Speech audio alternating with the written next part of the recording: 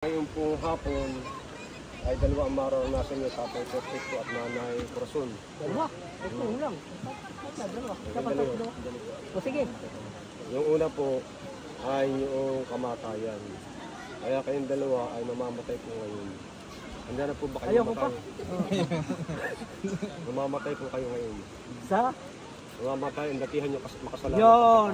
Kasi Ilinawin nyo. ililibing. Oo. Ilinawin nyo. Hindi mamatay sa espiritu. Doon sa kasalanan. Mamamatay ang inyong datihang makasalanan. Kasalanan. Yun. Kaya kung halimbawa, kung halimbawa lang ho, kaya si Corazon na chismosa, mamamatay na ililibing na, babango na, may bagong buhay. Yun. Tama. Okay na may sigbang perfecto na magnanakaw, halimbawa lang, perfectong magnanakaw, mamatay na, ililibing na, hinugasan na, babango na. Kaya pagbangon, ang tawag po doon ay born again. Yan, tama-tama. Oo. Sinilang ng muli. Pinakanak na muli. Kaya sabi na ating Panginoong Isus sa Mateo Kabanata 3, maliban ng isang tao, gaya ni Brother Perfecto at Sister Corazon, ay ipanganak na muli sa tubig at sa Espiritu, ay hindi makakapasok sa kaharian ng langit. Kaya napakahalaga po pala na tayong lahat ay makaranas ng kapanganakan muli. Kaya mamamatay muna, kaya yung tubig ay simbolo po ng paglilibing, paghugas, at pagkatapos pagbangon, pinanganak sa kaharian ng Diyos. Bagong buhay. Bagong buhay. Yun. Bagong buhay na. Kaya kahit yung mga nasa bilangguan, maraming beses po ako nagbautismo, ay Pastor, salamat po. Yung palang kasalanan kung pagpatay, pang-rape, manakaw, lahat ay nabaon na, namatay na. Naubos na. Kaya bago ka nakakuha ng harapan ng ating Panginoon. Yung napakasarap. At tapos ang pangalan, ay lista sa pangalan, talaan ng buhay sa langit. Kaya tayo magiging mga anak ng Diyos. Espesyal. Kaya ito po yung utos ng Panginoon bago siya umakyat sa langit. Di ba yung last will and testament napakahalaga? Hindi ng kanyang huling bilin, Mateo 28. Kasi 9:20 sabi, at bautismuhan niyo sila, ay pangalan ng Ebanghelyo sa lahat ng bansa at lahat ng sumampalataya, bautismuhan sa pangalan ng Ama, Anak, Espiritu Santo. Yun po, huling utos. Sa pangalan ng Ebanghelyo at lahat ng sasampalataya, tutugon sa pag-ibig ng Diyos, babautismuhan sa pangalan ng Ama, ng Anak, Espiritu Santo. Yung pizza sa bawat natin. Ano pong pizza ngayon? Alam po ninyo. Hindi. Opo. Pag-birthday nyo, kayo po ba yung nagdidiwang? Birthday nyo? Hindi. Wala ko yung handa. Pero natutuwa po kayo. Kasi, siyempre, magkabantay edad po. Ilang taon na po kayo? 85. Abay, mahaba na pagkakala ng Diyos sa inyong buhay. Opo. Dalawang patay na ako. Pinakamaganda po yung pagkabuhay na muli. Yan, yun hinahanap ko. Dito ko natagpuan. Kaya ngayong hapon, kasi po ang buong mga kapatiran ay sasagawa natin itong mahalagang seremonya dito. Talagang napakahalaga sa paningin ng Panginoon Diyos. Ay maliban na kayo at tayo, ipanganak na muli sa tubig. At ang Espiritu, ang banal na Espiritu ang kumilos sa inyong puso, hindi makakapasok. Kaya tayo ay mananalangin. Pastor, ikaw mag-pray. Hindi tayo puntay sa ilong. Pangalaman ng Diyos,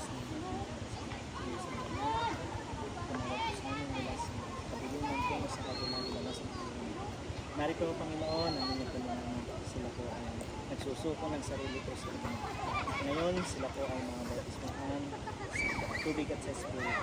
Narito rin po ang inyong pinalagan ng ministro upang mag-facilitate ang gawain, ganun na gawain po natin. Dadalangin po namin na gagawin po namin ito Christmas hapon po nito. Ito po ay maging banal, maging dahilan upang kami po mga anak na ito ay magkamit po ng kami po dadalangin, kayataan, kaayusan, kabangalan sa gagawin po isang sa mga kalusos.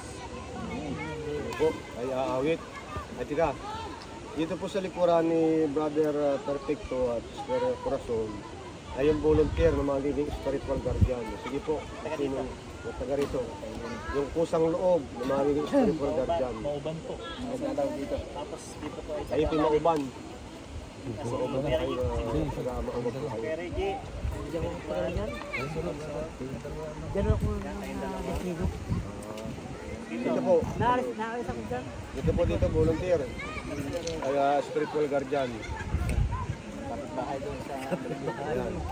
Lingunin ninyo kung kilala nyo. Tingnan ninyo yung kilala nyo kung yung spiritual. Lingunin po ninyo kung kilala nyo. Kilala? So, sila yung may mahalagang papel na gagampanan. Ang inyong tungkulin ay di sila inyong tulungan, gabayan sa kanilang paghayo at paglago nila sa relasyon sa ating Panginoon. Kaya kung meron silang hindi masumpong ang talata, tulungan nila maghanap.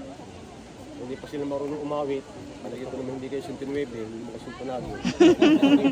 Ay gulo. Nag-aaral nga ako. Kaya nga ito, pwede kayong turuan. Nag-aaral mga Ano po. Lagi kong panarap. Kung halimbawa sila wala sa church, sila absent, at kayo ang tatanungin, bakit wala si Brother Perfecto? Wala ako. Kaya pala wala, yung pala tinatain na. Nasa kampo. Dadalhan ninyo ng mayapas, Ay hindi. mansanas. Hindi ko aabutan sa bahay. Ano po. Ay pala mabilis maglakad. Pabilis ito. Dali pa rin sa gabi. Hindi nyo lalagyan ng bita-bita ang bahay nyo. Kaya pag absent ito, ay tatanungin kayo nasaan. Dadalawin nyo sa bagong hapon. Dala nyo, may dala kayong tsinelas, baka wala nang maisuot na tsinelas. Marami. Nalagyan yung tsinelas, sapatos. Marami. Pero sa sabitan niya. Kahit anong klase, damit pati. Nagtipot kayo marami pa ng baon. Marami. Hindi mangyayari kayo magbibigay din sa inyo. Oo. Kahit ngayon, bibigyan ko nga. Alam ko muna. Kasi ay pinapaalala ko lang, meron kayong mahalagang tungkulin. Alam mo naman, hindi ko. Kaya dadalawin si nanay. Kaya di magkapit bahay. Magpinsan. Tama na yung Medyo malayo lang po yung bahay niya, pero malapit-lapit. Malayo yung malapit din. Sa akin, wala plat eh. Kaya sila ang lalapit po sa inyo. Pinsang buo. Anak na akong pinsang buo. Kayo mapuntahan niyo. Kaya mabibilis maglakad ng mga. Tamaan. Kung kayo nalulungkot, hindi kayo makakalagin kayo. Ayaw ko naman. Kayo nalulungkot. Kaya ako natawa eh. May tawan-tawa. Okay lang po tumawag. Huwag tayo lang kayo magtawa mag-isa. Yun nga. Kaya ngayon po ay di at least na ipaunawa ko sa ating mga sponsor ang tungkulin para sa kanilang kapakanan at kabutihan. Kaya tayo ngayon ay pupunta ulit sa tubig ay pagsunod sa ayos ng ating Panginoon.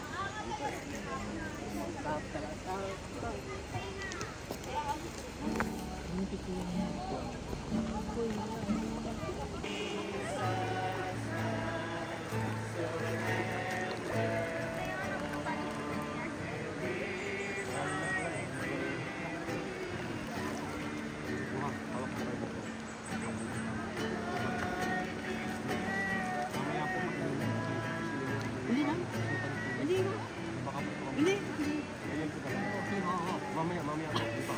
Kaya ako muna tayo. Ngayon po ating procedure. Ngayon yung lalagyan mo siya.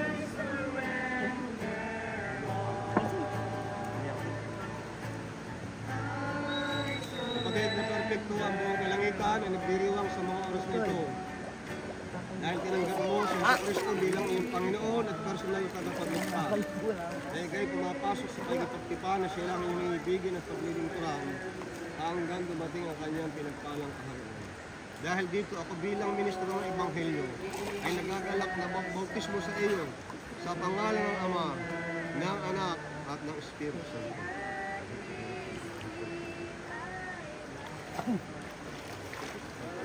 Ito eh. Ito bagong buhay na Kristo. Hindi, tama na po. Salaan po.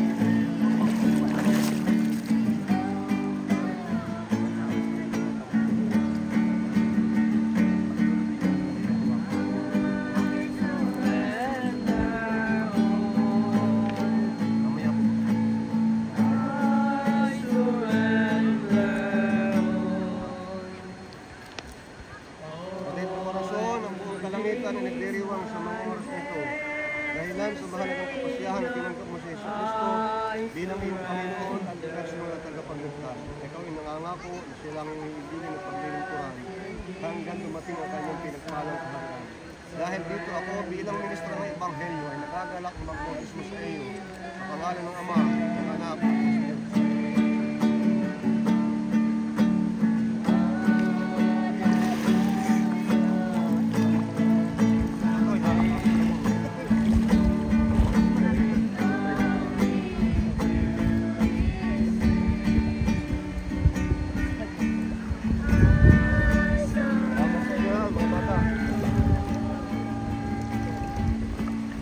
Sapagkat sa pagkilos at pagpanawagan ng banal na Espiritu, ang dalawang mahalagang mga kaluluwa na inyong mga anak, si Brother Perpetuo at Sister Corazon, sila po ay ganap ng nailibing, nahugasan, namatay ang kanilang datihang pagkatao. At sila po ay bumangon, may bagong buhay, born again, para po sa inyong kaluwalhatian at sa inyong kaharian. Salamat din po, Ama, sapagkat ang kanilang mga pangalan nakatala sa aklat ng buhay diyan sa langit. Na sa ginaganap na paghuhukom na malapit na matapos ng aming Panginoong Hesus, sila po ay matagpuan na nananatiling tapat sa pag-ibig at pagsunod sa inyo. Kaya salamat po sa inyong biyaya, sapagkat alam po namin ang kaaway, ang diablo ay gagawa ng kanyang mapandayang paraan upang sila'y dayain, ligligin, usigin sa kanilang relasyon sa inyo. Kaya nga po tulungan sila na sa araw-araw kanilang tamasahin, kanilang tanggapin ang inyong kapangyarihan, ang inyong pagpapala sa pamagitan ng pag-aaral ng banal na kasulatan at makakilala nila ang inyong pag-ibig at pagliligtas. At ganoon din po ang kanilang patuloy na pagkipagkalastasan sa pamamagitan ng pananalangin. Panginoon Diyos, bigyan din sila ng malusog na pangangatawan, makaiwas sa mga malulubhang pagkakasakit upang araw-araw sila po'y makakasaksi para sa inyo. Araw-araw magagampanan nila ang mahalagang tungkulin na pinagkatiwala niyo po sa kanila. At ganoon din po, saan man sila mapatungo, ito may sa kanilang mga kamag-anakan, kapitbahayan, mga kababayan, sila po ay maging buhay na patutuo, sapagkat ang buhay nila ay makikitang nabago ng inyong biyaya. At ganoon din makapaghayag sila sa simpleng kaparaanan ng inyong pabalita at ang inyong walang hanggang ebanghelyo. At palain po ang kanilang gawa ng mga kamay, ang kanilang hanap buhay, ang pagsusumikap nila. Inyong ibigay ang lahat ng pangangailangan nila, Panginoon, sapagkat gagamitin din po nila ito sa inyong banal na gawain. Samahan po sila at bantayan ng inyong mga anghel sa kanilang mahalagang paglakad at paghayo kapag sila sumama sa inyong iglesia sa lahat ng mga mahalagang missionary in the boss. Salamat din po, narito ang buong distrito ng Mountain View District na sila po ay masigasig at maligayang naghanap ng mga mahalagang tao para po makabilang sa inyong pinagpalang kaharian. Patuloy niyong pagpalain ang buong pamumuhay, ang lahat ng aspeto ng buhay ng mga kapatiran namin ng buong Mountain View District sa panguna ni Pastor Dave Villarreal. Salamat po, Panginoon Diyos, sa inyong pangako na ang banal na Espiritu ay siyang gagabay sa kanila. Katulad po ng bautismuhan ng Panginoong Hesus, pag-ahon niya sa tubig, ang banal na Espiritu niya pakita sa inyong kalapati na ibig sabihin that siya ay gagabay, siya ay papatnubay sa amin, lalo't higit sa dalawang mahalagang kapatid po ito. Ang banal na Espiritu nawa ang laging magbigay sa kanilang inspirasyon ng kapangyarihan at pagtatagumpay. At ngayon po, mapagmahal na Diyos, ako po bilang inyong ordinadong ministro, aking tinataas ang aking kamay sa kanilang uluhan na simbolo ng inyong pag-ibig na di nagbabali, ng inyong presensya at pangunas sa magitan ng Holy Spirit na makakasama nila sa lahat ng araw ng kanilang buhay upang sila'y magtagumpay sa mga hamon, sa mga tukso ng buhay. Sila po ay manatiling nagtatapat sa inyo. Hindi lamang sila, kundi ang mga mahalagang kaluluwa na kanaliging magiging mga kapwa alagad na maghahanap din ng mga alagad para sa inyong kaharian. Salamat po, Ama, na inyong iingatan sa lubos na kapayapaan, na inyong ipapadama ang inyong pagmamahal sa kanila araw-araw. Salamat po na kung dumating na ang aming Panginoong Hesus, kaming lahat, kasama po ang dalawang mga kapatid na ito at ang kanilang mga inanyayahan din para sa inyong kaharian ay maninirahan sa langit na bayan magpakailanman. Salamat po na tinugon niyo ang aming dalangin sa pangalan po ng aming Panginoong Hesus. Amen. kayo po yung Ano po sa ang dami namin dahil.